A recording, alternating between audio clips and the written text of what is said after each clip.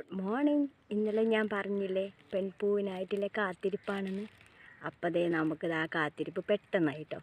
അപ്പോൾ ഇതാ ഒത്തിരി പെൺപൂവ് ഉണ്ടാവുന്നുണ്ട് കേട്ടോ. നമുക്ക് ഇതേ കണ്ടോ, നല്ല പോലെ പെൺപൂവ് ഉണ്ടാവുന്നുണ്ട്.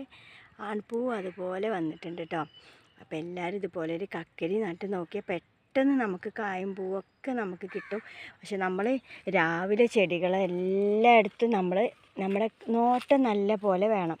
നമ്മൾ ചെടി നട്ടാൽ പോരാ, നമ്മളെ കണ്ണുകൊണ്ടില്ലേ നോട്ടം കൃഷിയിൽ പ്രധാനമാണ്. കാരണം ഈ പുഴുക്കൾ പോലെ ഇലകളെല്ലാം ചുരുട്ടി പുഴുക്കൾ ഇങ്ങനെ നിൽക്കുന്നുണ്ടാവും.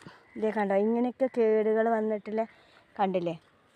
അപ്പോൾ നമ്മളെന്നും ഒരു അരമണിക്കൂർ നമ്മളെ തോട്ടത്തിൽ ഉണ്ടോ നിന്നാൽ നമുക്ക് ഇതുപോലത്തെ കീടങ്ങളെല്ലാം നശിപ്പിച്ച് കളയാം. ഇങ്ങനെ നശിപ്പിച്ച് കളഞ്ഞാൽ മതി.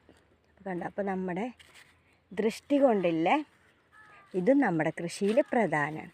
അപ്പോൾ എല്ലാവരും കണ്ടോ, ഇങ്ങനെ ഇതുപോലെ കൂട് വെച്ചിട്ട് ഇവർ നിൽക്കുന്നുണ്ടാവും.